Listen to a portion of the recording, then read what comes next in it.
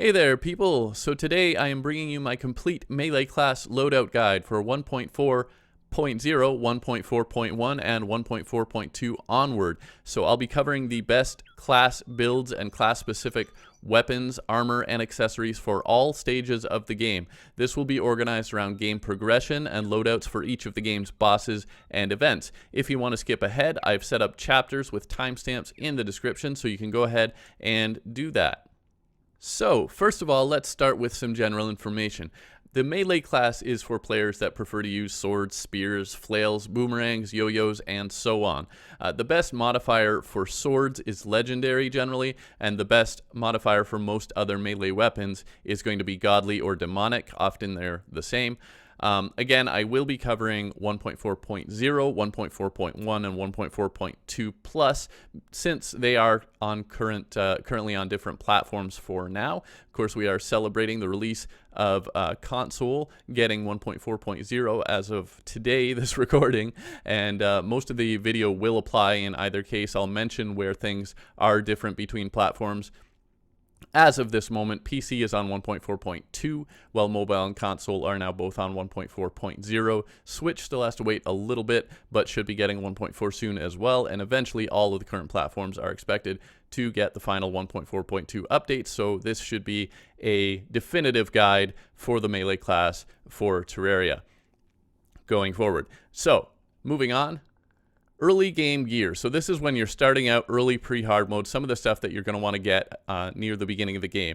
The initial wood and ore-based armor sets are not class specific.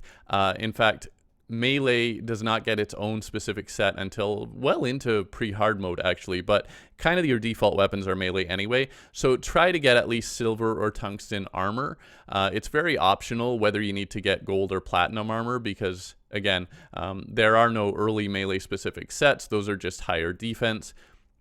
If you do want to go to gold or platinum, Spelunker potions can be extremely helpful for getting the higher tier ores faster, so you can check those out. I do have a potions guide as well. There's all kinds of useful stuff in there. Short swords are more useful now than they used to be because you can now aim them in 1.4. You can aim your short sword up and down and so on, but you probably still want a broadsword. Even the wooden sword to start out is still useful. If you can get a katana from the traveling merchant or a falcon blade from fishing or one of the special swords such as the enchanted sword or the star fury or the terragrim, those are going to help you early in the game quite a lot. Some other good options for early game weapons other than swords are the wooden yo-yo, which isn't too hard to craft, and a good spear such as the storm spear, the rotted fork, the swordfish, or the trident. Those are going to help you a lot, especially on some of the higher difficulties. You got to keep these enemies away on master mode so they don't get to you and so on. That kind of thing. Those things are going to come in handy. So next stage though, the early bosses. So when I say early bosses, I mean King Slime and the Eye of Cthulhu. Basically, your preparation is going to be pretty similar for these two bosses. Ideally, you want to save up life crystals, and my strategy, and a good strategy, I think, is to quickly get to 180 health by getting life crystals, and then start saving them after that, so that you can quickly boost to as high a health as possible before actually fighting the bosses. So again, get to 180 and save up to like 11 of them or more. That will allow you to quickly get you can get to 400 health in pre-hard mode just through life crystals. So that's why I say 11, because 11 more will get you straight to 400. You don't have to go that high, but the Eye of Cthulhu will begin to naturally spawn at night randomly once you hit 200 health. So that's why I say go to 180 and then save up till you're ready, till you feel comfortable fighting the boss. It does also help to add campfires, heart lanterns, bass statues, garden gnomes, and sunflowers around the area where you will be fighting the bosses, these bosses or any bosses. You can also build a few levels of platforms, optionally with some stairs, or you can just fight these bosses on a long stretch of open ground. Make sure that you have a stretch where you can easily run across a large area if you plan to do that. As far as a loadout for these bosses, again, silver or tungsten armor is sufficient for most people. You can go with higher or lower armor based on your skill level. Projectile melee weapons such as the enchanted sword, star fury, or storm spear can work rather well. A good yo-yo is also a great choice. Ideally, if you're going with yo-yos, you want to be putting together. You can craft a string at a loom, and also you can get a counterweight, most often from the skeleton merchant. The rally yo-yo can work well, or if you can gather enough demonite or crimtane, you can go with the malaise or the artery. A flail, such as the flaming mace, which is just a regular mace with some torches added, can also work. The flails do work differently on 1.4 than they used to on previous versions. Boomerangs can work well as well. For example, the enchanted boomerang is now easily crafted from a wooden boomerang and a fallen star. So that's a good option early on. You probably don't really need to go deep into the jungle this early, but if you're struggling, you can gear up by going down into the jungle. Just go down there when you feel ready. Otherwise, you can get some great weapons from underground jungle drops. So specifically, the best yo-yo available early in the game is the Amazon. So it's 8 rich mahogany, which is the wood from the jungle, 12 stingers, 1 vine, 9 jungle spores. You get the jungle spores by going down to what's called the cavern layer, which is deep underground in the jungle, the underground jungle. So those are going to come into all these things that I'm talking about here. The best boomerang that you can get early in the game is also the Thorn Chakram, which is crafted from 6 jungle spores and 9 stingers. You can also craft the Blade of Grass. You can actually craft it pretty early as soon as you're feeling strong enough and brave enough to go deep down into the jungle, which can take a while. But the Blade of Grass is 12 jungle spores and 12 stingers. Both the Blade of Grass and the Thorn Chakram have a chance to inflict poison on bosses and other enemies, so that makes them extra useful as well. In terms of accessories early in the game, for the early boss fights, you want general movement accessories like Hermes boots so you can run faster. Once you've defeated a goblin army, you can get rocket boots, and you can also combine those various types of things into better boots. You'll want to use a grappling hook potentially, can get you, between your platforms and that kind of thing. A fast mount can help. The shark tooth necklace, which you get from blood moons, is very useful against pre-hard mode bosses. It decreases enemy defense, so bosses, of course, are the ones with higher defense, and so that's going to allow you to do more damage. Feral claws will be very helpful once you manage to find them. And those, again, come from chests in the underground jungle, so another reason to go down there at some point. And the Feral Claws are actually better on 1.4.1 onward because they were given the auto-swing capability. It was moved to them.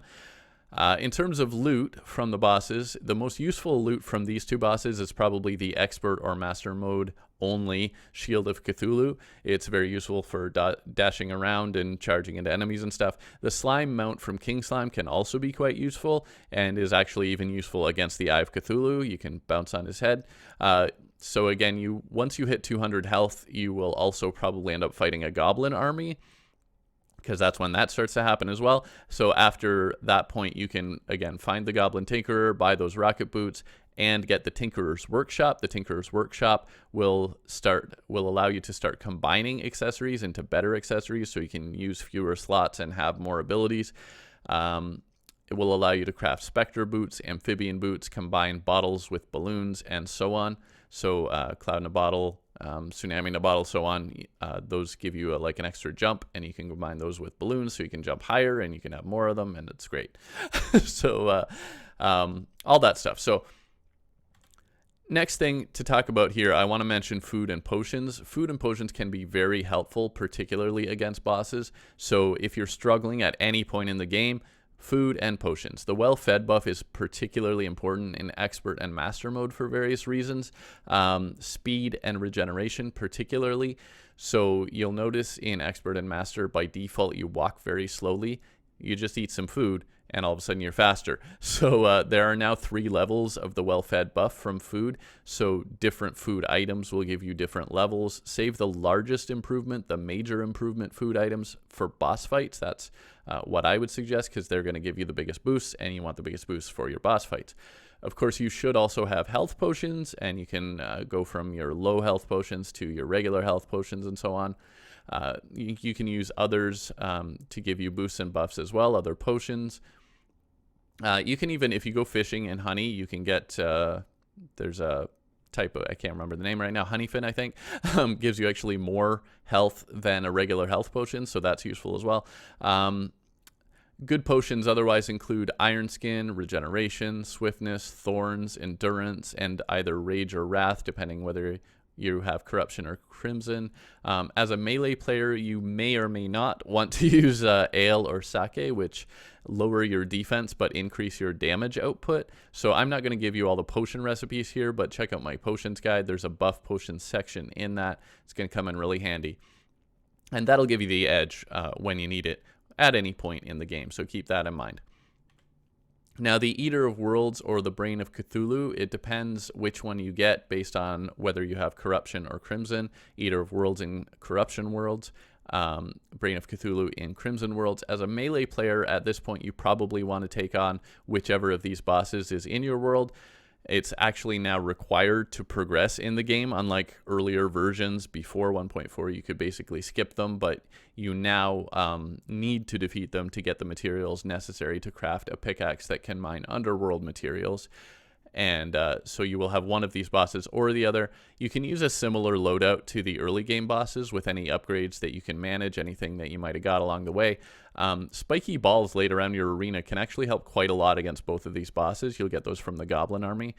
Particularly useful against the Eater of Worlds. You can actually just throw spiky balls at the Eater of Worlds' face, and that actually works pretty well. I find that quite amusing.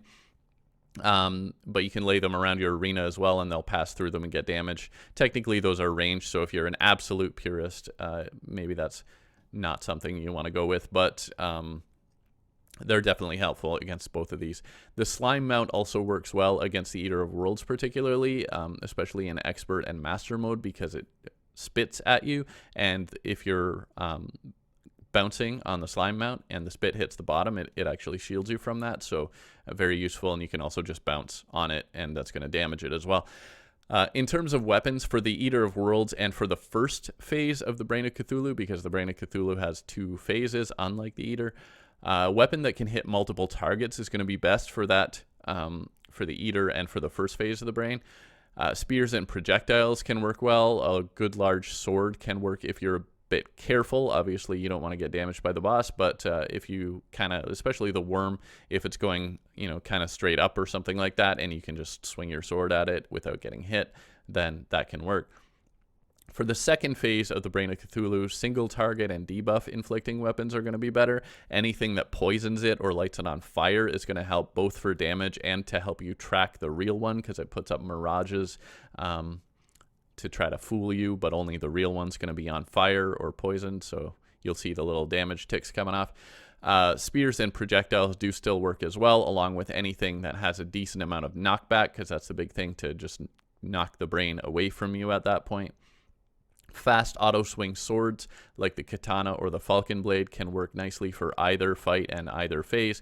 The chain knife or the best available flails can also work reasonably well.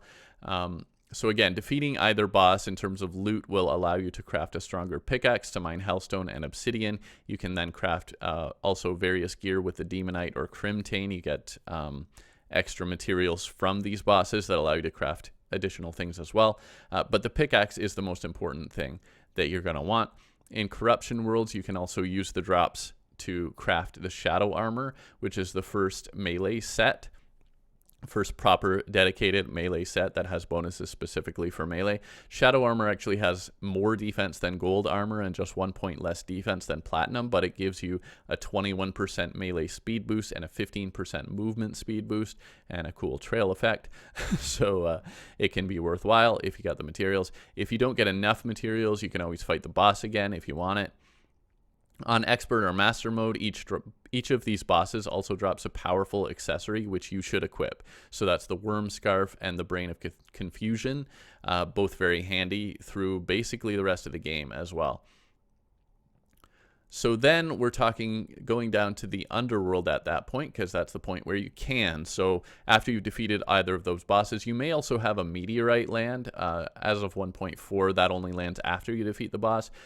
Once the meteorite lands, you can mine that, and you can craft a phase blade, which is a nice little sword, by combining 15 meteorite bars with 10 gems. Otherwise, the other thing you're going to want to do is make your way down to the Underworld and gather better materials. If you're lucky, you may find some life force potions in pots in the Underworld. I would strongly suggest saving those for boss fights. They give you a huge boost to your life, your health, so you'll live through the boss fight. Hellstone bars require hellstone, obsidian, and a hell forge. So obsidian you get wherever water meets lava, so you can even pour water on lava to make obsidian, and vice versa, but it's easier to step on the water part from the top. And a hell forge is found in the underworld. You're going to need that to craft the bars. The first thing that I would suggest for a melee player is maybe consider the Fiery Greatsword. Fiery Greatsword is 20 Hellstone bars. You can also upgrade an enchanted boomerang to a flamerang by adding 10 Hellstone bars. And the biggest thing you're going to need from Hellstone at this point is to craft the Molten Armor, which is 45 Hellstone bars. Definitely the best melee armor set that's available before hard mode. It's 25 defense and a total of 17 extra melee, 17% melee damage boost on all of the updated platforms. On 1.4.1, it actually also gives you an extra 7% melee critical strike, an extra 7% melee speed, and immunity to fire. So it gets a nice little boost on 1.4.1 onwards. You will also want to craft a molten pickaxe, although you don't need to do that right away. Just do that before you fight the Wall of Flesh. You can optionally, if you don't mind mixing classes a little, you can even craft the Imp Staff, which is a summoner weapon, but gives you a minion, and that'll give you a nice little extra boost as well. When you're fighting Underworld Bats, keep an eye out for the Magma Stone accessory. If you equip that, then your attacks will light enemies on fire. Again, on 1.4.1, this has actually been upgraded to the Hellfire debuff, which is stronger than the regular fire debuff that you're inflicting. While you're exploring generally, not just in the Underworld, actually more not in the Underworld, keep an eye out for a sharpening station, which you'll find underground in little houses sometimes or in chests. It can give you a nice little boost as well. If you find one, take it with you to boss fights. Put it somewhere nearby. You just need to place it, and it's a right click, your other button, not your attack button, your other button, and use that before boss fights. It'll give you a nice little boost. Again, it's sharpened. It basically counteracts some of the defense of your enemies as well, as I recall. And also, you'll see at the bottom of this particular slide, I threw in a little world map with some lines on it. That's because I recommend somewhere around or by this time starting to dig a few strategically placed elevator shafts to basically isolate certain areas of your map. You'll want to isolate any of the evil biomes, corruption or crimson. So you see those red lines, those are the ones you want to start with particularly. So you can see I have some crimson biomes that I've basically just dug a box around, and also some elevators near the middle, which is to sort of isolate your spawn area. You will need to do a little work to dig across somewhere above the evil and hallow stripes that are going to appear when you defeat the Wall of Flesh and go into hard mode. So you'll need to do that later, but if you dig those vertical shafts all the way down to the underworld to begin with, that's going to be a lot easier than trying to do that when you're just getting into hard mode. And I like to also dig shafts around the underground desert and the snow biome, because basically there are these stripes. If you haven't been in hard mode before, once you defeat the Wall of Flesh, these giant stripes, one of whichever evil biome is in your world and one of hallow, will come shooting up in a V shape from the underworld, one in one direction, one in the other direction, and they're going to pass probably through the desert and or the snow biome, and they spread in hard mode, and they will spread particularly quickly through sand and ice. So I like to dig shafts. I like to dig on either side and across the bottom, and I even like, that's where I put the purple lines. I even like to put one down the middle and across the middle of each of those biomes as well, because that's going to isolate it into sections, and then that way if it's spreading quickly through one section, at least it's isolated from the other section. You can save a little portion of that biome at least more easily. And so you might save a quarter, you might save 3/4, depends where the stripes go. But that's just what I like to do. And I just like to get started while I'm playing, while I'm exploring underground. Anyway, you're going to need to dig one shaft to get to the underworld. You may as well dig a second on either side of your spawn area to help isolate that. And the other shafts, vertical shafts, that, as you can see in my little diagram there, not all of them have to go to the underworld necessarily, but if you really want to isolate those stripes, which is optional but makes your life easier, just kind of tedious, you can do that. And it's easier to do that, to get as much of that done as you can in pre-hard mode. So how that works as well, to separate areas, you need a 3 blocks wide or tall gap, and you'll need to replace any exposed blocks that can grow grass with something that cannot grow grass, because grass will produce vines and thorns and things that can grow across that gap. So just replace the exposed blocks in areas that grass can grow on surfaces where grass could grow. So that's dirt above the underworld level, so anywhere that's considered surface, which actually goes down a little ways, and also anywhere, if you're digging, you'll notice I put a purple line to seal off the jungle as well, and so I dig that one all the way down just to protect the jungle. Again, this is optional, but I like to do that. If you do that, you're going to need to seal off anywhere that's mud next to the jungle. You're going to need to change that to another block type so that the jungle grass can't grow underground as well. So that's how I do all that, but that's all up to you. You can argue this could certainly be excessive. It also depends whether you plan to keep your world indefinitely and how fast you play. You can just rush through the game and not worry about this, but that's up to you.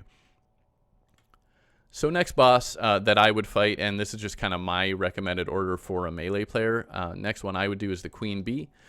So the Queen Bee is technically an optional fight, but defeating her can be quite helpful. It's best to fight her in, I would suggest, a large hive or other open area in the underground jungle, because since 1.4 came out, she now becomes enraged if she gets too far from the jungle, and I have had that happen even if you're fighting her on the surface of the jungle. So you would think open air, lots of space, but if you're too far above the surface of the jungle, she'll get very angry. So I recommend doing it underground. In terms of loadout, you can use similar equipment to the earlier fights again. You definitely want to get as much life as possible because she's a little stronger. Any upgrades you can get to other weapons and accessories, as well as any potions, will also help if you're having trouble. Specifically, the Fiery Greatsword is going to be a great option. She is immune to poison, so that you can use the Blade of Grass, but it's not going to be quite as good. The Thorn Chakram does still work, though. Flamerang, if you got that from the Underworld. I mean, you don't have to go that high, but it helps. And any good flail that you might have available will work as well. The Amazon, the Code 1, or a better yo-yo, if you've gained access to a better one, can work too. Again, ideally with a string and counterweight. It's a good idea to equip a Bezoar to avoid being poisoned by her attacks. And in terms of loot, the Beekeeper Sword has a chance to drop, and it can potentially be useful as a weapon. You may also want it later because it's necessary to craft the Zenith. So if you plan to do that, get the Beekeeper from the Queen Bee. If you can get the Honeycomb drop, you can actually upgrade a Shark Tooth necklace from the Blood Moon to a Stinger necklace. And you can even actually have both a Stinger necklace and a Shark Tooth necklace and stack them both together. Pre-hard mode, you might have some extra slots. That'll reduce enemy defense even further, and so that's great against bosses. The Stinger necklace is improvement from the Shark Tooth necklace because it releases bees as well as basically, I think when you get hit or when you do an attack, I forget. Anyway, it releases bees and they're going to attack the enemy, so that's why it's an improvement. Otherwise, it has the same bonus as well. She also drops bee wax, which can be used to craft the Hornet Staff summoner weapon. So if you didn't get the Imp Staff, you can get the Hornet Staff that way as well. A minion, again, if you don't mind mixing classes a little bit. After defeating her, if you have a valid house available, the Witch Doctor will then arrive. He'll move into a house. He sells the Imbuing Station for making flasks, and flasks allow you to add debuffs to your melee attacks. So you can only use one flask at a time. At this point, you basically only have two options. You can craft a flask of poison from a bottled water and a stinger at the Imbuing Station, or you can craft a flask of fire from a bottled water and 3 Hellstone ore at the Imbuing Station. Later flasks are covered in my Potions and Flask guide as well. There's a section on flasks. I will talk about a couple others, but you actually do have other options as well. Moving along though. Next one to talk about is Skeletron. So Skeletron can be fought sooner than this with earlier gear if you're playing on Classic or Normal mode, but on Expert or Master mode, Skeletron is notoriously tough. So he gets a huge upgrade once you get to Expert World difficulty. So in terms of loadout, I'm talking more about that. Ideally, you'll want to get all the gear that I previously mentioned before taking on Skeletron on Expert or Master. That includes the Molten Armor, the Amazon or a better yo-yo if you like yo-yos, the best movement accessories. It's, again, helpful to have the Stinger Necklace and or Shark Tooth Necklace. Other weapon options include the Thorn Chakram, again, a good option, the Flamerang, Ball of Hurt, or the Meatball. So because he moves around, this is one where you want to probably use something you can attack him at a bit of a distance. A sword might not be great. I did include the fiery greatsword there in the diagram, but you know, hitting him with a sword is probably not your easiest option. It's a good idea also to add a flask of fire and to use a sharpening station and whatever other boosts you can get. He is immune to poison, I think, so a flask of fire is going to be your better option here anyway. On Expert or Master, you can use the Worm Scarf or the Brain of Confusion accessories from the bosses that you hopefully defeated before this. If you're really struggling and don't mind mixing classes, you can use the Bee's Knees bow with wooden arrows. Those bees are great against him, so bee nades will also work. The Star Cannon is also a great option. I'm not going to talk about mixing classes too much here because it's important to specialize to your class, so mostly I'm talking about melee in this guide, but Skeletron and the Wall of Flesh, I'm going to make an exception. Bees are great. Star Cannon is great. In terms of loot, after defeating Skeletron, explore the dungeon and particularly keep an eye out for a Muramasa sword. Once you find one of those, you can combine it with either a Light's Bane or a Blood Butcherer made with the Evil Ores, Demonite, Crimtane, whichever one in your world. Plus, you can combine that with so again, Light's Bane or Blood Butcherer, whichever, plus Blade of Grass and a Fiery Greatsword. Combine those with the Muramasa at a Demon or Crimson Altar to craft the Knight's Edge. The Knight's Edge is the most powerful sword before hard mode and useful even early into hard mode. And you'll use it later. We'll get into that for other purposes. Keep an eye out for a Cobalt Shield as well in the dungeon, which is particularly important for melee players. If you can get one, Cobalt Shield can be combined with an Obsidian Skull to make an Obsidian Shield. And that's going to protect you from more things. So the Cobalt Shield protects you from knockback. The Obsidian Skull protects you from fire blocks. And so you can combine those abilities into one thing and have both. If you get a Nazar while you're in the dungeon, hold on to it. You're going to need it later for the Ankh Charm or the Ankh Shield.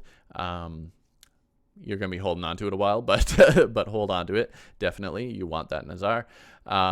You also want a Shadow Key from the dungeon, which will unlock Shadow Chests in the Underworld, and there are some great weapons from Shadow Chests in the Underworld, so you're going to need that key. Those include the Dark Lance, which is an excellent spear, the Sun Fury, which is the best pre-hard mode flail, and at this point on all 1.4 versions, you can gather enough bones. You can also craft the Void Vault and Void Bag. You will ultimately need to head down to the Underworld again anyway, so if you don't mind farming or you're spending time down there anyway, making preparations, you can get the Cascade Yo-Yo, which is the best pre-hard mode yo-yo. So you get that in the Underworld. The Wall of Flesh. So in terms of loadout for the Wall of Flesh, much of the same gear as I recommended for Skeletron, but you can make use of those better weapons I was just talking about. The Knight's Edge, the Cascade, the Dark Lance, and the Sun Fury are all going to be great options. Even the Star Fury can actually be a good option if you have enough ceiling room in the Underworld, because you can direct those stars from a large distance to give yourself lots of room, keeping yourself away from the Wall of Flesh a little further. The Beekeeper from the Queen Bee can also be useful to clear the hungry, and while doing so will spawn bees that will further damage both the hungry and the wall itself. Don't use a Flask of Fire because the Wall of Flesh is immune to fire, so you can use a Flask of Poison instead. So for the Wall of Flesh, use the Flask of Poison. The Terra Spark boots are actually the ideal choice here. I like the amphibian boots for a lot of other boss fights, but in the Underworld, the Terra Spark boots will allow you to run on top of the lava and give you some immunity from lava. Also, equipping that obsidian shield will protect you from the fire blocks, which is hellstone and hellstone bricks. And of course, you can also use obsidian skin potions for a longer lasting immunity to those things as well. Again, I'm going to make an exception here. If you don't mind mixing classes a bit, any of the other B weapons, I like the bow if you're obviously not a mage. So the bow with wooden arrows is good. The beanades are really good. The star cannon works very well, especially expert and master mode. Towards the end of the fight, as the wall of flesh's health gets low, it's going to come at you faster and faster, and that's a really good moment to throw a bunch of bees and stars in its face to take it out quickly before it eats you. So you can also find even the bewitching table in the dungeon, and if you have that imp staff, that'll give you 2 minions. You can even, if you really want to get busy with mixing your classes a little, you can go and craft some summoning potions. You can make 3 minions that way. Anyway, loot from the Wall of Flesh. The most important melee specific drop is the warrior emblem. So if you don't get that warrior emblem, you will likely want to farm or repeatedly fight the Wall of Flesh as many times as it takes until you do get the warrior emblem, because that gives you plus 15% melee damage. It's a very nice little boost. The breaker blade is a weapon that the Wall of Flesh drops that may also be useful, and of course you're going to need the pone hammer that is always dropped from the Wall of Flesh to spawn new ores. I'm going to get to choices around that in a second as well. The Wall of Flesh can also drop a few other useful items, such as the Clockwork Assault Rifle, which is a ranged weapon. So, you know, if you like mixing classes, if you don't care, then you can use that and some of those other ones too. On Expert and Master Mode, you will get the Demon Heart, which you should definitely use. It gives you an extra accessory slot, and that obviously is going to be helpful for stacking up your boosts. And you can also stay in the Underworld for a little while after defeating the wall and farm the regular enemies trying to get a Hellfire Yo-Yo, because as soon as you defeat the Wall of Flesh, technically you're in hard mode. But the Underworld enemies do not get stronger right away. They get a boost later on after you progress a little. So you can actually just stay in the Underworld. Enemies are not going to get harder yet. And if you can farm for that Hellfire Yo-Yo, it's a big upgrade if you are a Yo-Yo user. So that's a little tip there too. But moving along, you're in hard mode now. So in early hard mode, you will want to get those new ores, but you've got some choices there. Either you can use that pone hammer to smash a few demon or crimson altars, or alternatively, you can go fishing for crates. You can no longer use the cheat where you used to be able to fish for crates in pre-hard mode and then wait and just save them up until you got into hard mode and open them and get stuff. But you can still go fishing early in hard mode instead of smashing the altars, and if you get enough crates, you can get ores that way without smashing altars. So that's an option. It's your choice. Smashing those altars, each one has, I believe it's offhand, a 1 in 3 chance. If I'm correct on that, but of spawning a block somewhere in the world that's either corruption or crimson or hallow, and that's going to spread. So you're taking a little risk smashing those altars. So at least I wouldn't suggest you smash a whole lot of them. 6 or 9. You want to do them in sets of 3s because you get your basic, your earliest, lowest tier ore, and then your mid tier ore, and then your higher tier ore, and each one is a randomly between 2 possible ores.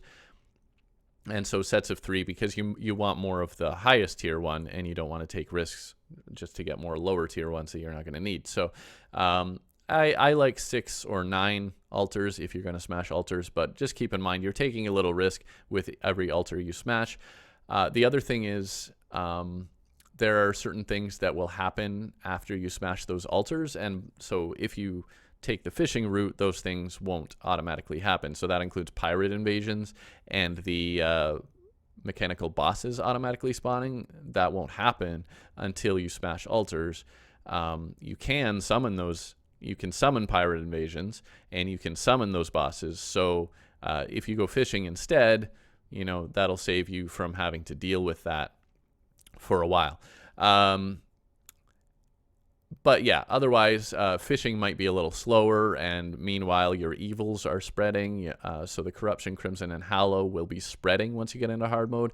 And there's the giant stripes that I talked about, the little V shape, evil in one side of the V and Hallow on the other side of the V. And so you're probably going to want to contain those, and so you only have so much time to deal with that. So fishing can also be a little slow, and that's the downside of that approach. But just as in pre-hard mode, Spelunker Potions, if you did smash the altars and you've got those new ores in your world, use Spelunker Potions. They're going to be very handy for finding those new ores underground. On the other hand, if you're offense-oriented, you could also farm Queen Slime and get the crystal armor. It's not class-specific, but that would allow you to skip those ores. That will be difficult without getting the new ores unless you're very highly skilled. The defense for the crystal armor is low, but it does give good general offensive bonuses. Cobalt armor isn't particularly better than molten armor, but any of the other new ore-based armors are. Work your way up through the 3 new ore tiers. When you get to adamantite or titanium, you've got a little choice there, actually. It's not as simple as so again, you're going to have either cobalt or palladium. You're going to have mithril or orichalcum if you're spawning the ores in the world. If you're fishing, you can get them both. Adamantite or titanium, you're going to have one or the other if you spawned the ores into your world. But when you get to that point, it's not as simple as crafting adamantite or titanium armor, because you can actually craft frost armor. But let me tackle a couple other things quickly as well. So first, before you can use the mid-tier and high-tier ores, you're going to need to first craft a mithril or orichalcum anvil for those higher tiers. So that's going to take either 10 mithril bars or 12 orichalcum bars for some reason.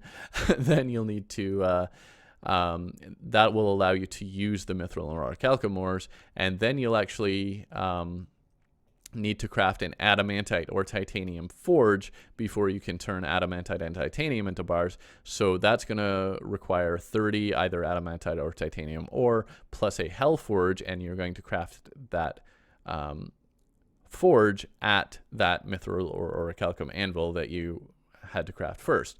So you can craft the armor for either adamantite or titanium, or you can go for frost armor. Adamantite armor requires 54 adamantite bars. Titanium requires 59 titanium bars. It's pretty onerous. But so is frost armor. Frost armor boosts both melee and range attacks, so you can actually combine as a melee ranged class if you like, and use weapons from both classes, just as long as you're able to use that. Eventually you won't be able to do that because it will be too weak for the later stuff. But frost armor has lower defense than adamantite or titanium, but it has higher damage output.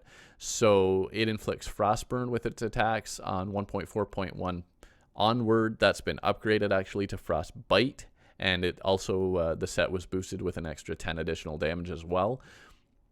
So 1.4.0 it's decent. 1.4.1 onward, it's a little bit better. 3 frost cores from the ice golems are required, so that's the difficult part of the frost armor. You'll need to farm for 3 frost cores, which are pretty hard to obtain. Ice golems, as I recall, only show up in blizzards in the snow biome, and they're pretty tough. So you will need 3 frost cores and 46 of either adamantite or titanium bars at that mithril or orichalcum anvil. And it does need to be 46 bars of one or the other type, not in total. So those are your options. So you want to get to either adamantite, titanium, or frost armor at this point is the short version. So in terms of weapons, the Knight's Edge is still useful in early hard mode if you already crafted it, or if you easily can at this point. You can also later upgrade that Knight's Edge to a true Knight's Edge and eventually combine that to craft the Terrablade, which is going to be important. Again, you actually need to do all of this if you want that Zenith eventually. You will need to craft the Knight's Edge, you will need to turn it into a true Knight's Edge, and you will need to combine that into the Terrablade if you want to craft that Zenith eventually. Otherwise, you don't have to do that to get through the game, but if you want the Zenith, you're going to have to. And the Terrablade's pretty great, so keep it in mind. You can also upgrade that Phase Blade that you crafted from Meteorite in pre-hard mode. You can upgrade that fairly easily to a phase saber by adding 50 crystal shards at a hard mode mithril or orichalcum anvil. Various other early hard mode swords can be as good or better as these ones at this stage.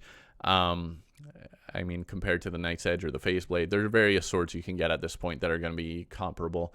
The craftable ore-based spears are also a good choice. Of course, you can craft swords with the new ores, but spears are also a good choice. They're lower damage than the swords, but they have better range and can score multiple hits, just like spears earlier on. So those spears can be useful because the hard mode enemies are going to come at you a little stronger. You're going to need more knockback to keep them away. So once again, like early in the game, spears can be a good choice in early hard mode as well. The Icicle, the Frostbrand, and the Amarok are all great weapon options that can be obtained in the ice biome, so you may want to spend some time there if you want to get one of those. There are also a few other decent yo-yo options available around this point. Not going to get into details, but you can look those up. Other options for weapons at this point include the Beam Sword, the Flying Knife, the Sergeant United Shield, the Bananarangs, and the Shadow Flame Knife. Those are all great options you may get along the way. The Shadow Flame Knife you would get from hard mode goblin armies, which are going to be a pain. Not going to get into details there either. There's a new enemy that comes in hard mode. A lot of the existing enemies are actually upgraded and more powerful once you get into hard mode. And there are new ones as well, so I'll let you discover that. But in terms of accessories, you will want to equip that warrior emblem. So if you did not get that from the Wall of Flesh, I do recommend that you go back and get it, fight it again. Make sure to fight the regular mimics that you come across, because you want to get the Titan Glove, and you probably want the Philosopher's Stone and the Cross Necklace, and the Star Cloak.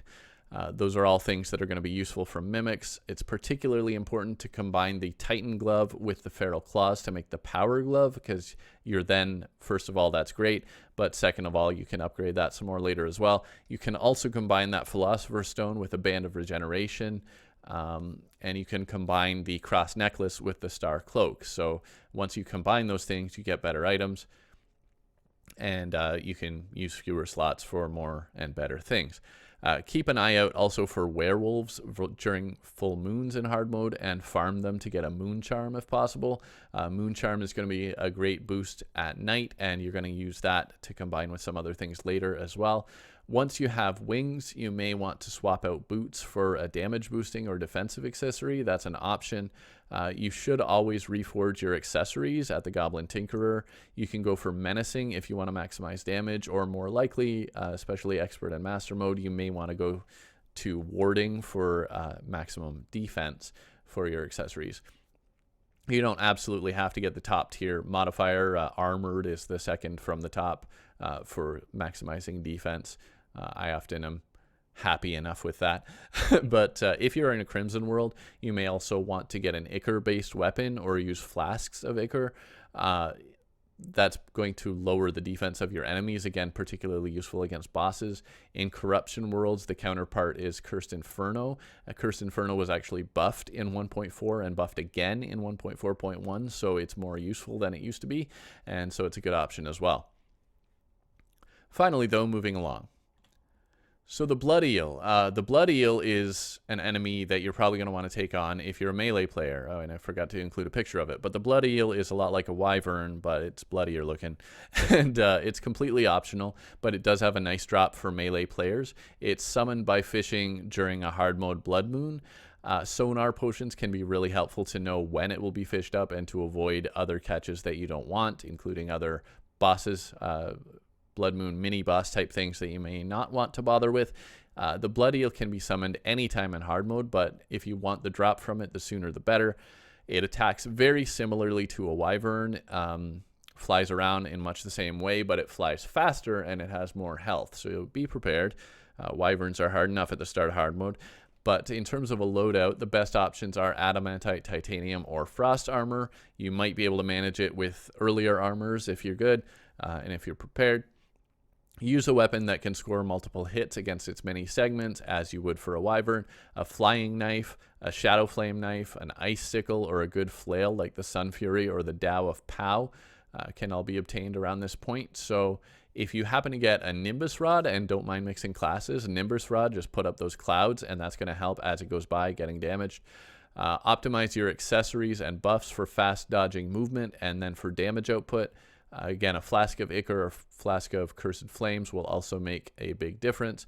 And the main reason that I'm talking about the Blood Eel, and the main reason to take on this fight, is to obtain the Drippler Crippler, which is a flail, an excellent flail for this stage of the game. It may take a number of attempts. You may have to kill a lot of Blood Eels to get the drop. It's a 1 in 8 chance on average. You might get it sooner or later than that.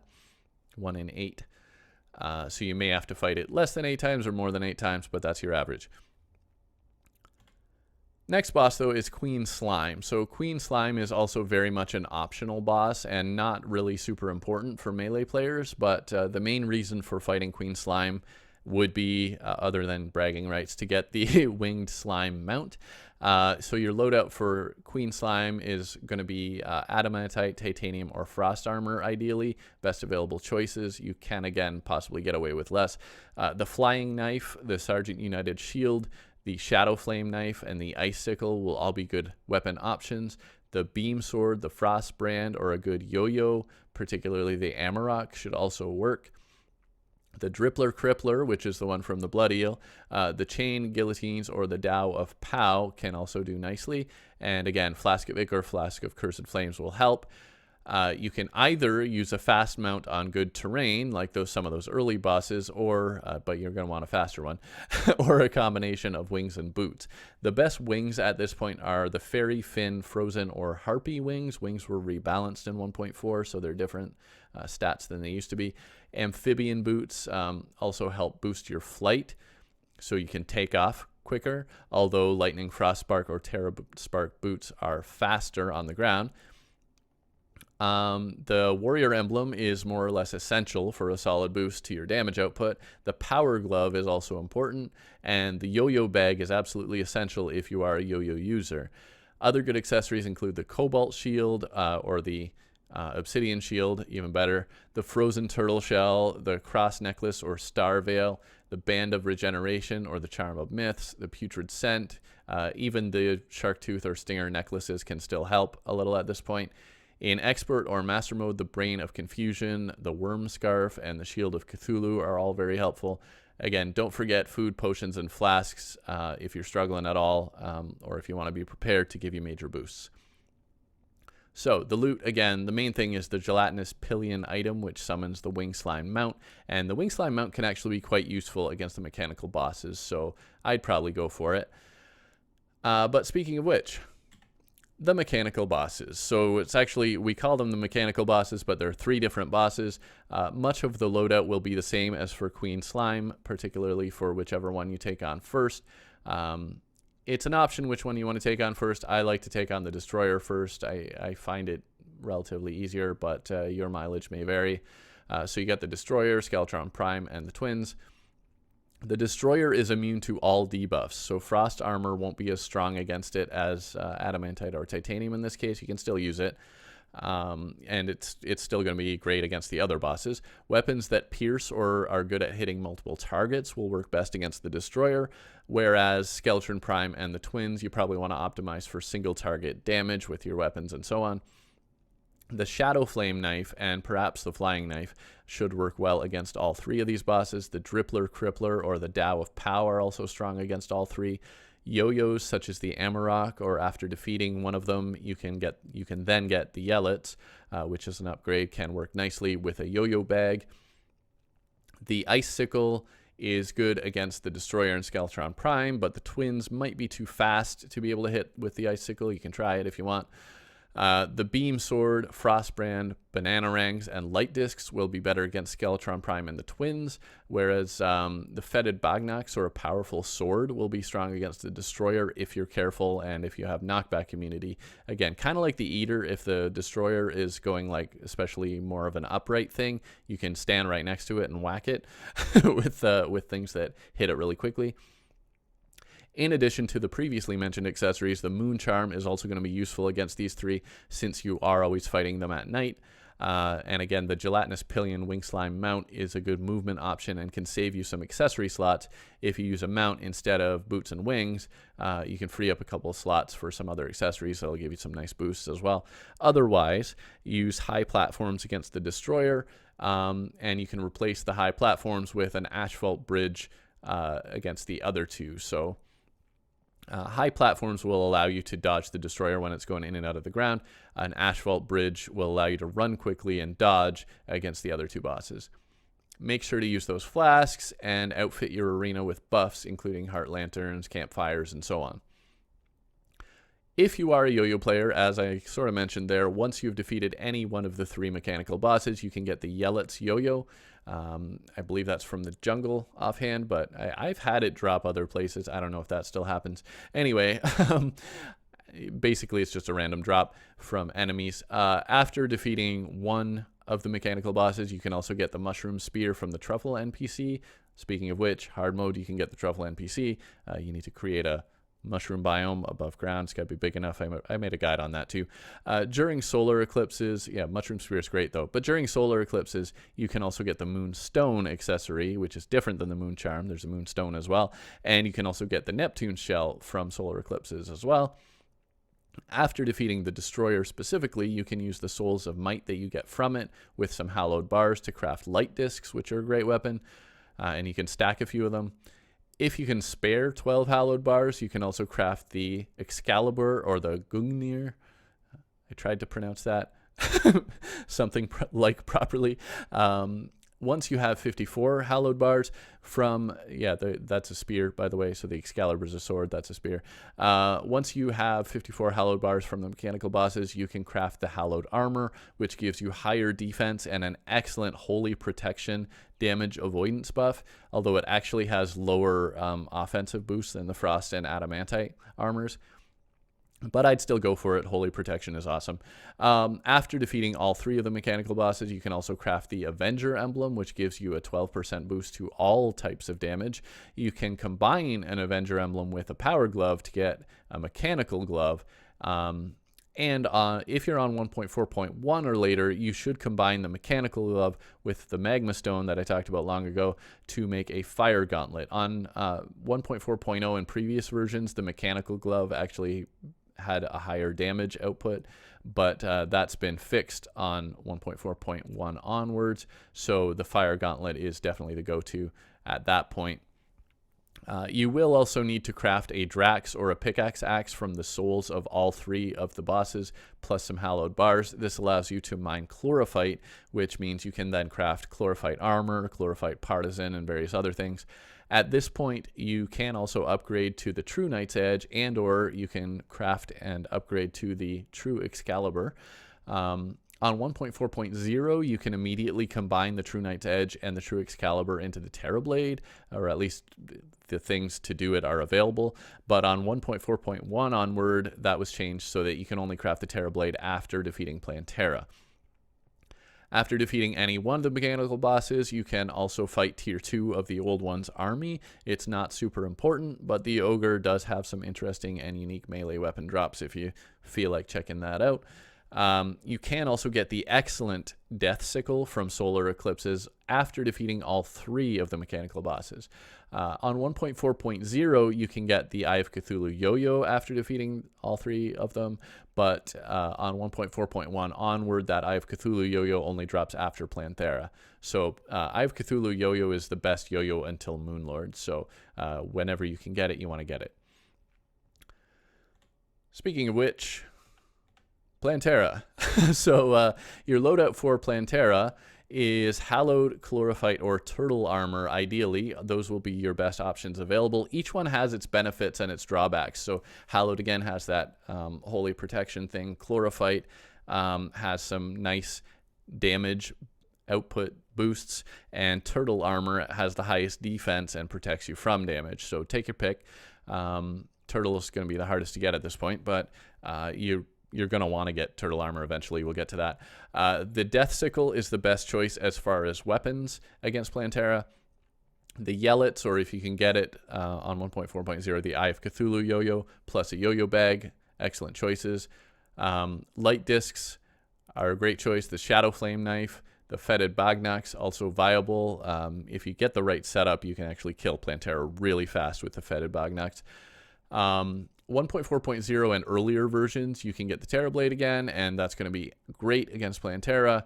Otherwise, if you're on 1.4.1 onward, you can just use the True Knight's Edge or the True Excalibur. Either one will work. Accessories and boosts, again, remain mostly the same as for Queen Slime and the mechanical bosses. Not a lot's changed there, except hopefully by now you might have picked up some items that weren't easily available earlier. You will want a Bezoar or anything derived from a Bezoar. Ideally, you want an Ankh Shield to take on Plantera, because that's going to give you more, obviously. But anything derived from a Bezoar will help to prevent you being poisoned, and Plantera will. Some of her attacks will poison you, so you want to avoid that. So the Ankh Shield, or any derivative of the Cobalt Shield, will also eliminate knockback. So ideally, the only way to have both of those in one item, the poison resistance of the Bezoar and the knockback resistance of the Cobalt Shield, is to go all the way to the Ankh Shield. But of course, that's not easy. But if you can get there, it's going to be best. You will want to use either on 1.4.0 the Mechanical Glove, or 1.4.1 onward the Fire Gauntlet. Definitely use that.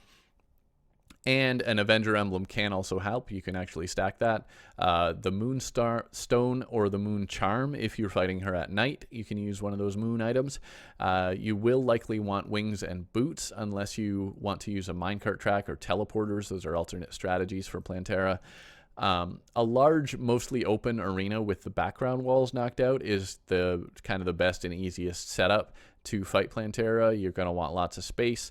You want to knock those background walls out because her little clinger things cling to them, and that's how she moves around. So you're going to want to, that basically stops her moving towards you quite so easily. In terms of loot from Plantera, the excellent Seedler Sword and the Flower Pow are the main melee-specific drops. At this point, if you have the key, you can open the Corruption or Crimson chest, depending which one you have in your world, in the dungeon.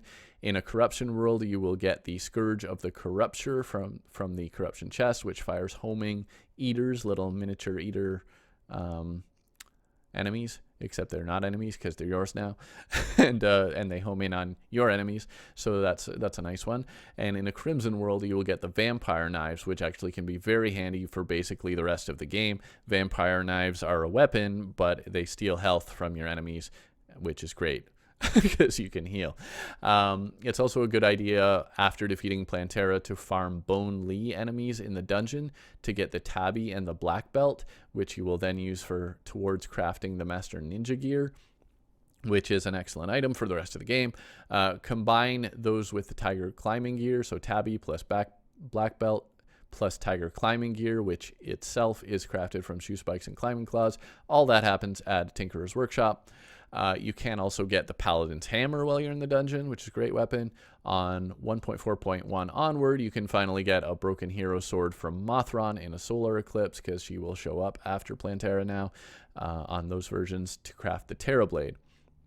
And the recipe was changed as well. Anyway, or reverted sort of. Anyway, you can also get the Eye of Cthulhu Yo-Yo if you weren't able to on your version earlier. Then you can now get the Eye of Cthulhu Yo-Yo in those solar eclipses as well.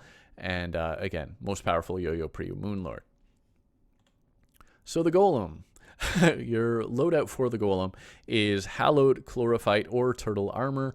Those remain the best available options, just like with Plantera. The Death Sickle is arguably still the best choice of weapon for a Golem as well. The Mushroom Spear or the Chlorophyte Partisan are kind of things you can use as a substitute. Not quite as good, but they'll do the job. Either the Scourge of the Corruptor or the Vampire Knives, depending which type of world you're in, will also be quite useful. The Seedler, the Paladin's Hammer, the Terrorblade, and the Fetid Bagnax are also all good options, maybe depending a little on your playstyle. Either the Kraken or of the Eye of Cthulhu Yo-Yo with a yo-yo bag are going to be great against Golem as well. Most accessories remain the same. Swap in the Master Ninja Gear if you've got it by now. In terms of loot from the Golem, Golem has a chance to drop the Eye of the Golem, which can be combined into the Destroyer Emblem. So that's Eye of the Golem plus Avenger Emblem makes a Destroyer Emblem at your Tinkerer's Workshop. Gives you plus 10 damage and plus 8 critical strike to all types. The Golem can also drop the Sunstone, which is important because it combines with some other stuff to complete one of the best items that you're going to get in the remainder of the game, the Celestial Stone and then the Celestial Shell. So the Celestial Shell, well, both of those technically give you an extra 10% damage output, plus 4 defense, boost your health regeneration, but you'll get some additional extra effects with the Celestial Shell specifically. So a Sunstone plus a Moonstone makes a Celestial Stone, which is great. Moon Charm plus a Neptune's Shell makes a Moon Shell, which is also great for different reasons. If you combine the Celestial Stone and the Moon Shell, you get the Celestial Shell. All that, again, happens at a Tinkerer's Workshop, and the Celestial Shell is awesome. It's great for any class, but it's a particularly excellent accessory for melee players. The Golem can also drop the Possessed Hatchet and the Golem Fist. Good weapons, Possessed Hatchet a little more so. Golem Fists have been buffed in later versions too. Most importantly, perhaps, though, the Golem drops Beetle Husks, which combine with each of the Turtle Armor pieces to convert them to Beetle Armor, and that is the most powerful armor set before Moonlord. So that's why you wanted to get the Turtle Armor eventually, because you combine it with the Beetle Husk and you make your Beetle Armor. So you get a choice with the chest piece. You can either go with the Beetle Shell or the Beetle Scale Mail. Personally, I would go with the Scale Mail. The Scale Mail provides more damage output, whereas the Shell gives you more defense and mitigates damage taken. It's kind of a whole other discussion how exactly that works, but you'll want your Beetle Armor is the short version. And then you may or may not be ready to take on the Pumpkin Moon and the Frost Moon. So I'm just throwing these together because they're pretty similar. The Pumpkin Moon and the Frost Moon are actually very much optional for melee players. They can be done anytime after Plantera or later, or they can be skipped entirely if you like. The main reasons for doing these as a melee player would be to obtain the Horseman's Blade from the Pumpkin Moon, which you will need if you want to make the Zenith, so that's a reason. Or the North Pole from the Frost Moon, which is just a pretty great weapon. So those are your reasons for taking on the moons. Your loadout. If you got the Beetle Armor, definitely use it. It is possible to do these events with earlier sets, but it's going to be a lot harder. The Terra Blade or the Influx Waver can also do quite well against most of the enemies. Even the Seedler will work.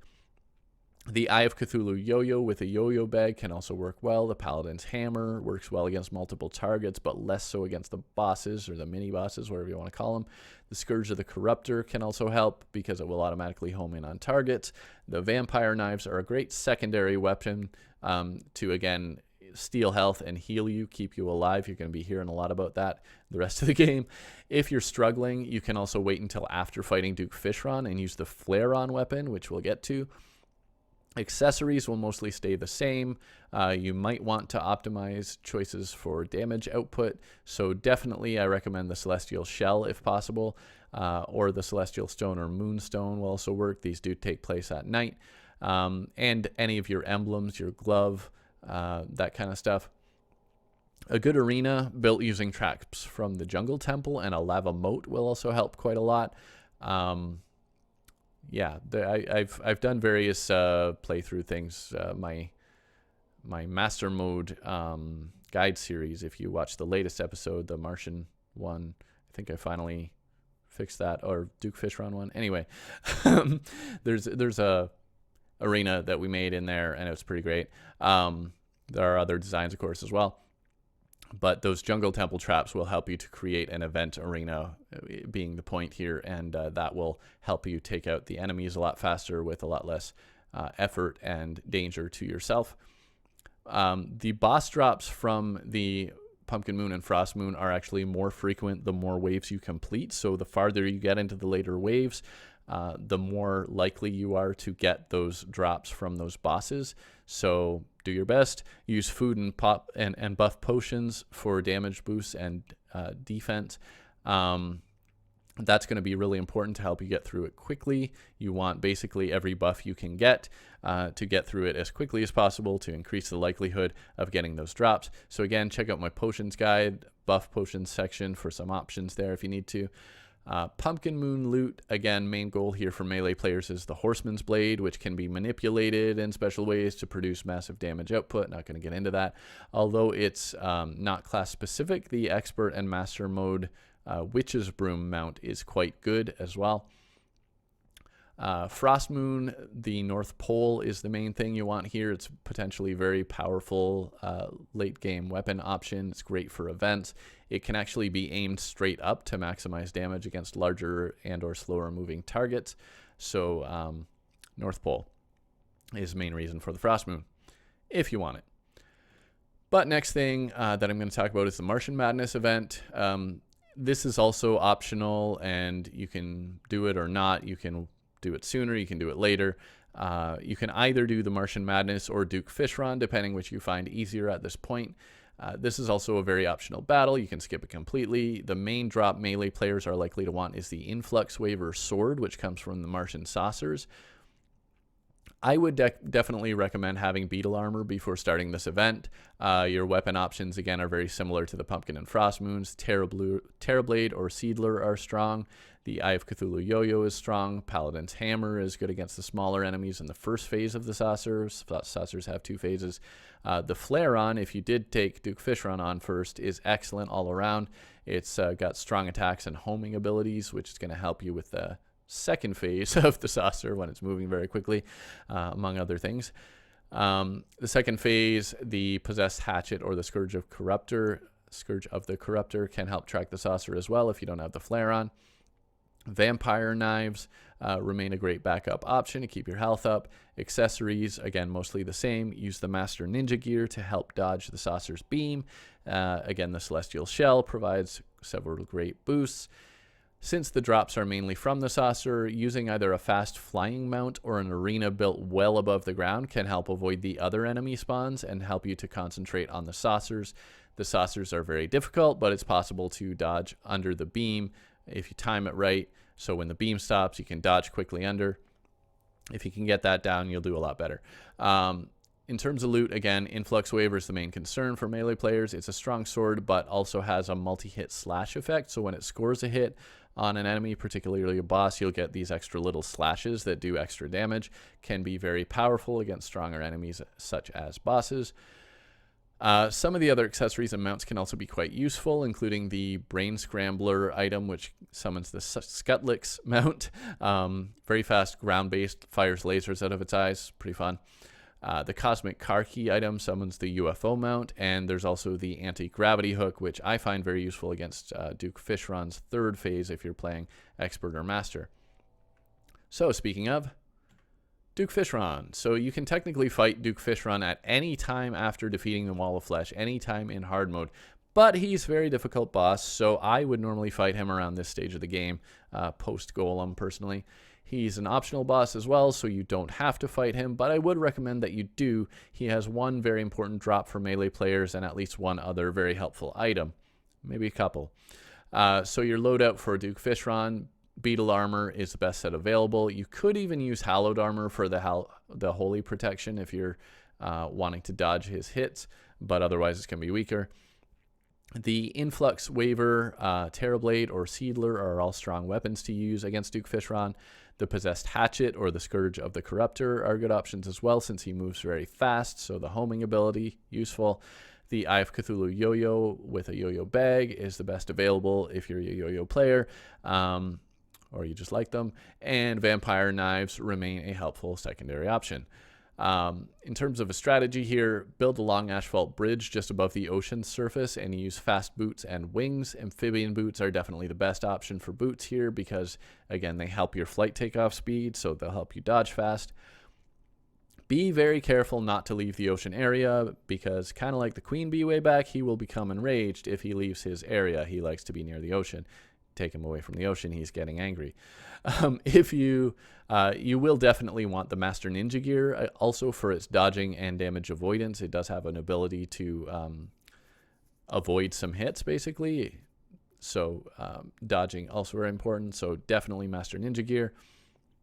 Amphibian boots, you want to be probably on foot for this fight with those things so that you can move and dodge very quickly.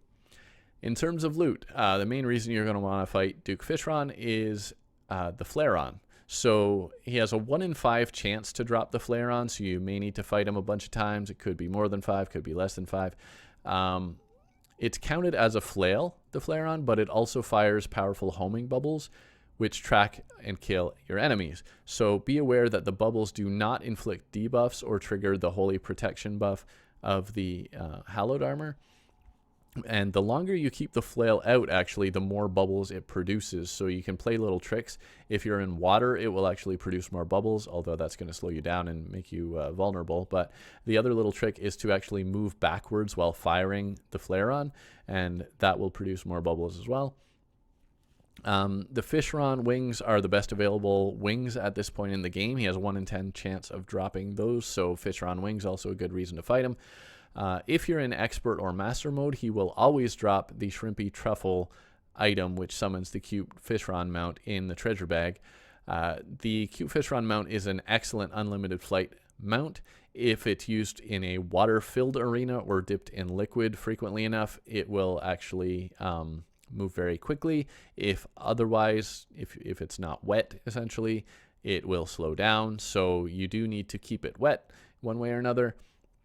But then it becomes basically the fastest mount in the game, and you can then swap out wings and boots and have a couple extra accessory slots, give you some boosts. So that can be very useful for certain strategies, for certain bosses and events.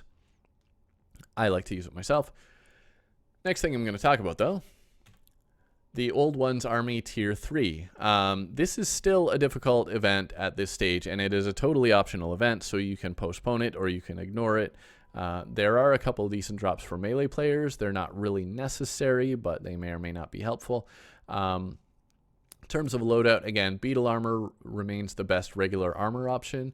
Although if you have enough defender medals, you can buy one of the better event armors from the Tavern Keep, and those are going to boost your sentries very significantly. So Shinobi, Infiltrator, and the Valhalla Knight are your kind of go-tos as a melee player.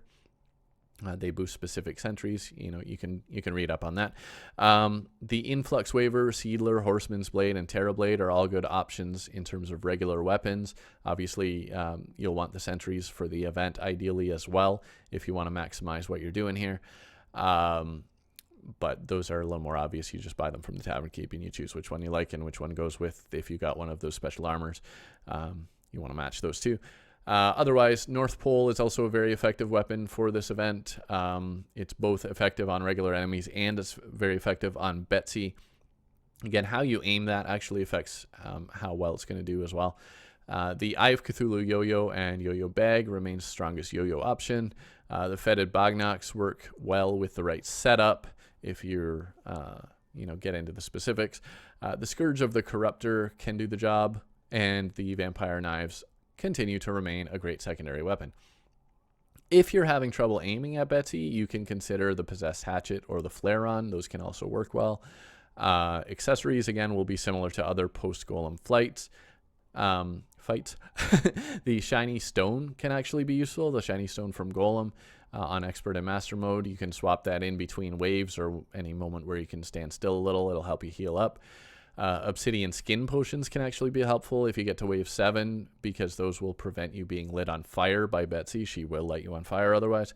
In terms of loot, so for melee players, the most important drop is the Flying Dragon. Betsy also drops the Sky Dragon's Fury, so you do have to get to wave 7 to defeat Betsy to have a chance to get those. Flying Dragon's the best melee weapon, I would say.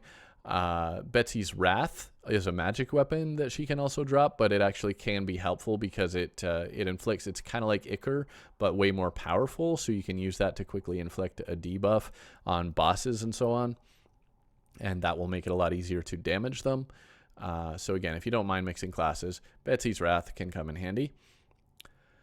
But moving on again, the Empress of Light. The Empress of Light is also an optional boss and can be quite difficult. I found her very challenging when I first got there.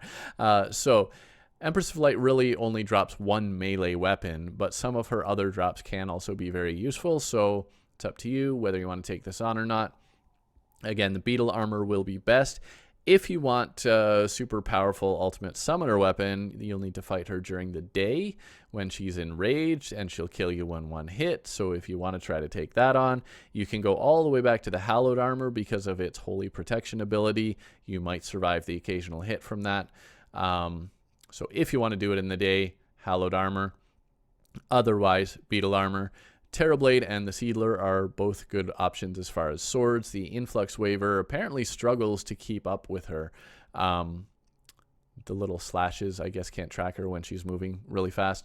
On 1.4.1 onward, the Flying Dragon Sword from that Old One's Army Betsy thing is actually buffed to be much stronger than on previous versions, so not recommended on 1.4.0, but 1.4.1 onward, you can use the Flying Dragon. It becomes viable on those versions. The Eye of Cthulhu Yo-Yo, again, with the Yo-Yo bag, is still very good for damage, and your best yo-yo option if you're dedicated to yo-yos. But the reach can be a bit of a problem with the yo-yos, so, you know, she moves around a lot quickly, and it could be hard to hit her, so keep that in mind.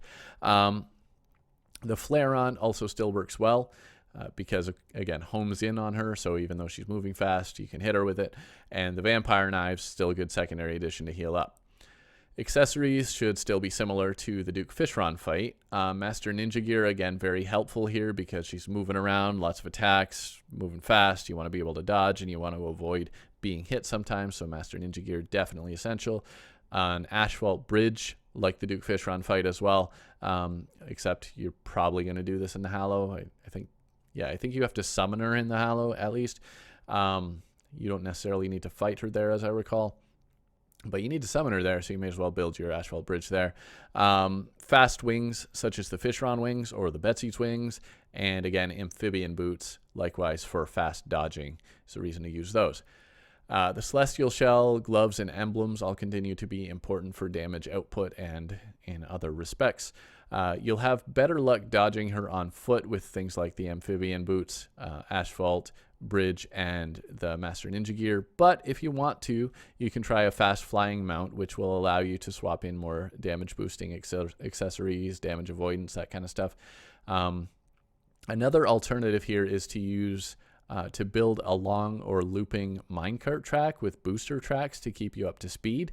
And if you're going to do that, you definitely want to use the mechanical cart along with that. So you can take that approach. That's another strategy. Don't forget your sharpening station, food, potions, and arena buffs. You're going to probably need anything you can get. If you are fighting her during the day, make sure to reforge your accessories to menacing, because you're going to get killed if you get hit anyway, and that'll maximize your damage output. Otherwise, if you're fighting her like a normal person, you can stick with your warding reforge to increase your survivability. In terms of loot from the Empress of Light, she drops the Starlight Sword, which is in effect a powerful, longer range, fast short sword. It attacks like a short sword, except it's like just fast repeated stabs, and it has more range, obviously, than the early short swords and so on, and it's much more powerful, but it's considered a short sword because of the way it attacks. The Empress Wings that she can drop as well. So that was your melee weapon. The Empress Wings, though, have a rapid ascent capability, which can be useful. Empress Wings can be good. Her expert and master mode exclusive item, the Soaring Insignia, can also be very, very helpful against the Moon Lord. When you combine it, it is not wings by itself. You need wings plus the Soaring Insignia, which then enables unlimited flight. And that can be very useful to make dodging much easier. Also probably allows you to swap out boots if you want to again when you get to Moon Lord or whatever else you might want to use it for, potentially at least. So yeah, Soaring Insignia is good for that, unlimited flight. If you can fight her while doing all of the damage only during the day, then in this case you can just summon her just before dawn and not actually attack her until dawn. But to get this thing I'm about to talk about, you need to fight her. All of your damage must be done during the daytime, and she will instantly kill you if she hits you. So, yeah, that's the challenge. But if you do that, then you can get one of the best summoner items in the game, or arguably the best summoner item in the game, the Terra Prisma Minion. It's going to be extremely difficult. I haven't done it myself, I'll be honest. Didn't even try. I had enough of a hard time just fighting the Empress of Light, period, let alone trying to fight her purely during the day. I guess if you finish the game and get the Zenith, maybe you could go that route and kill her a lot more quickly that way. But if you want to do it at this stage in the game, good luck to you. People have done it. There are ways, but yeah, it's very, very difficult. Okay, moving along. Lunatic Cultist. So you will need to fight the Lunatic Cultist to quote-unquote finish the game. Use the beetle armor. Stick with the beetle armor.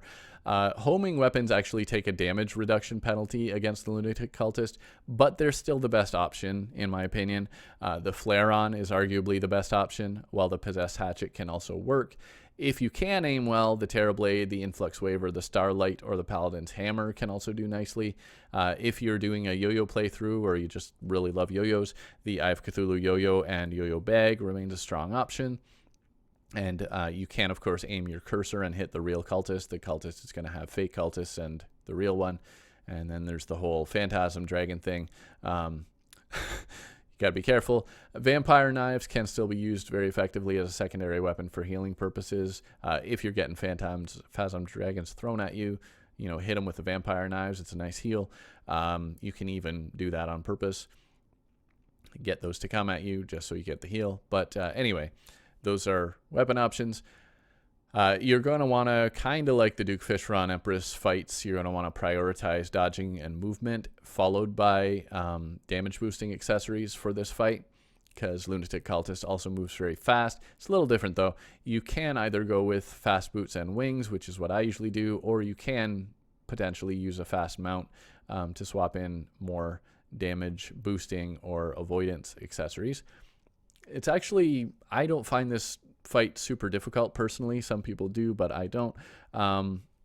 A relatively simple arena will do. You can do a simple asphalt bridge or just some levels of platforms with optionally even some stairs. That's what I've mostly done, and I don't find it super difficult personally with a homing weapon, particularly because you just need to get out of the way of the attacks and use that homing weapon. He doesn't really have that much health, so it's really about taking him out quickly and dodging the attacks. Is the point of how to take on this fight. In terms of loot, Lunatic Cultist actually doesn't drop very much. He doesn't even have a obtainable treasure bag, but he does drop the Ancient Manipulator, which is very important. You will want to put that Ancient Manipulator somewhere safe, and it is a crafting station, which you're going to need for making end game level gear. So keep that Ancient Manipulator handy. So the celestial pillars, lunar events, celestial events, it's been said many different ways. But taking on the pillars, once you defeat the Lunatic Cultist, the pillars appear. To fight them, you're going to want to stick with the beetle armor, and you can take your time with these. They're just going to stick around until you do defeat them.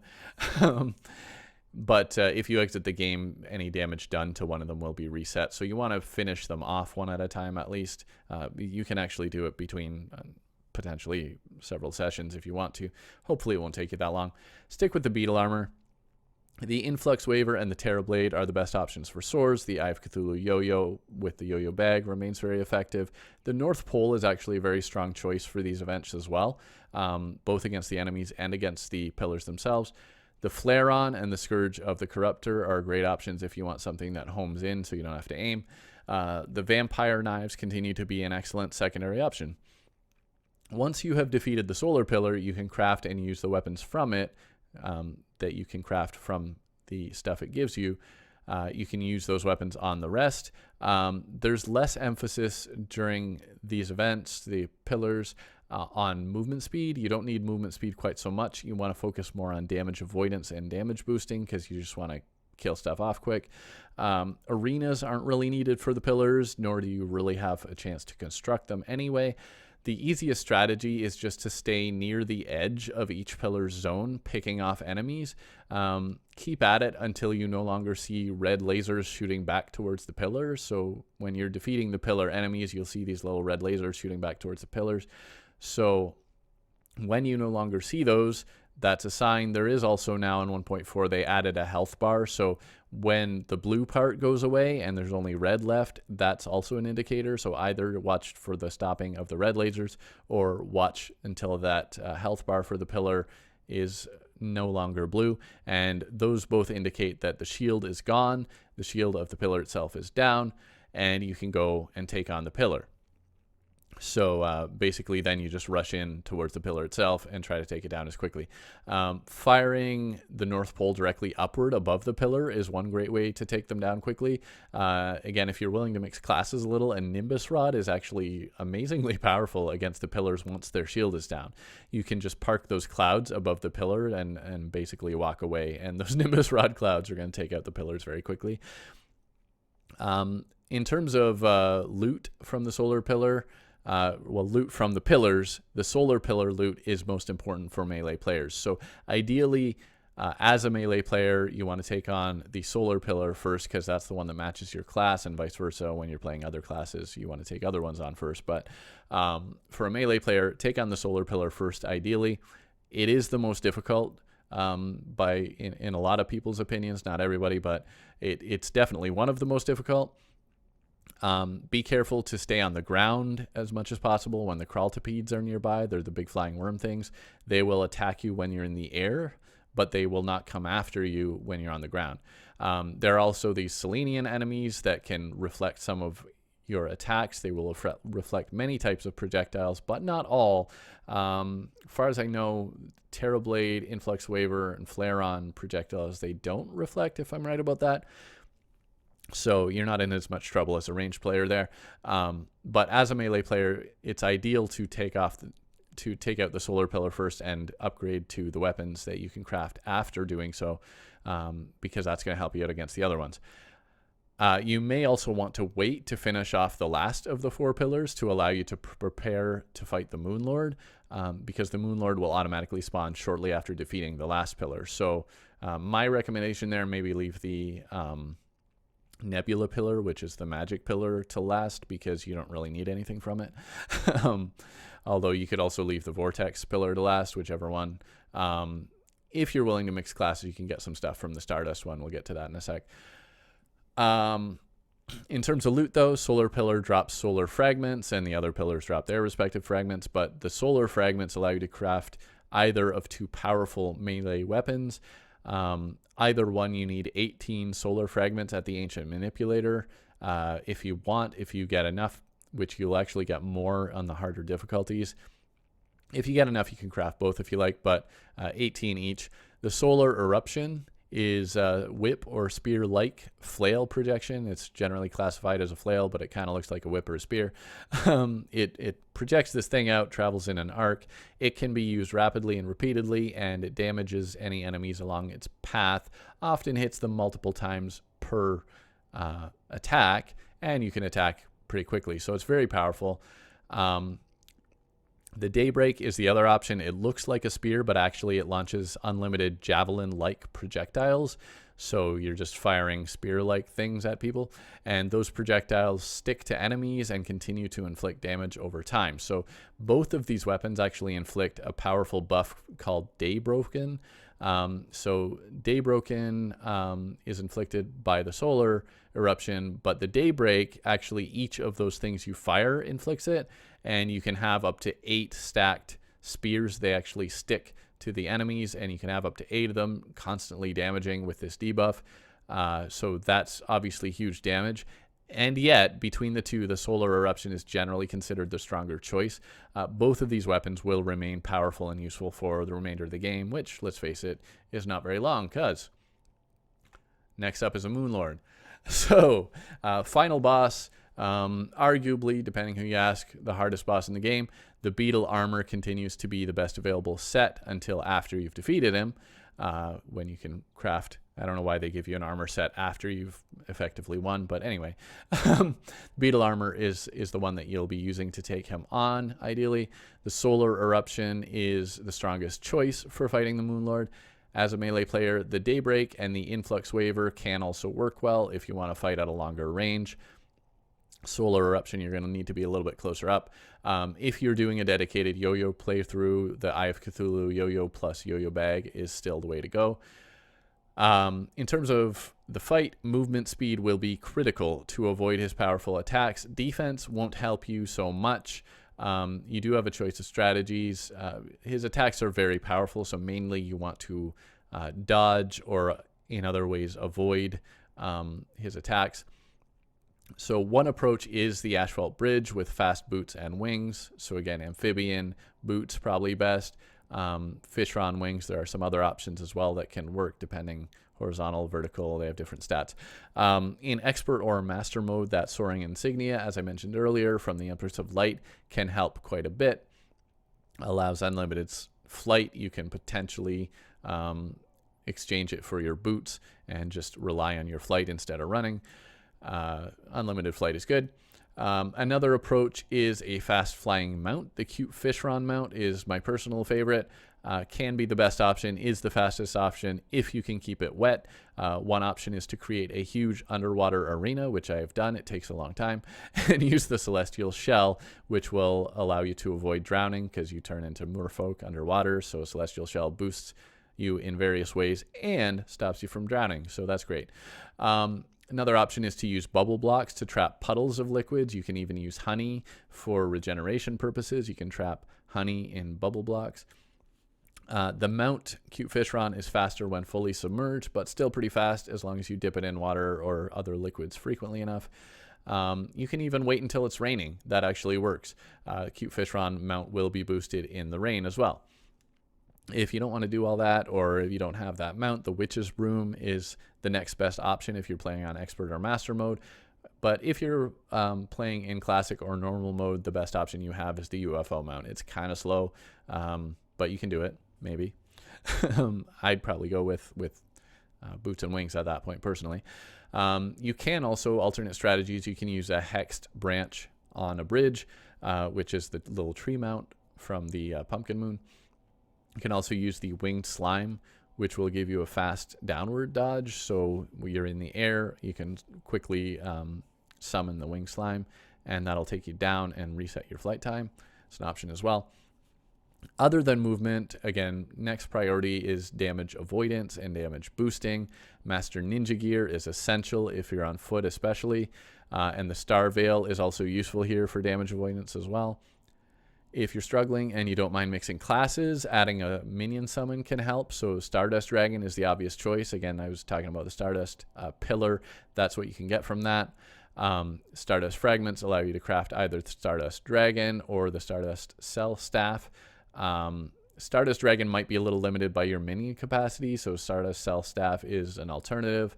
Unless you did that Empress of Light daytime fight thing and got the Terra Prisma, or you know, some people like to cheat things in. You could do it that way too, but Terra Prisma is arguably the strongest overall.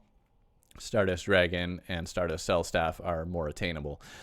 You can also add summoning potions and use the buff from the Bewitching table for extra summon slots if you want to go that route. Betsy's Wrath and Ichor are both useful for lowering the Moonlord's defense and thus increasing the damage that you can hit him with. You can also use the Rod of Discord if you have it, which will allow you to teleport quickly away from his beam attack, basically jump to the other side. It kind of circles around.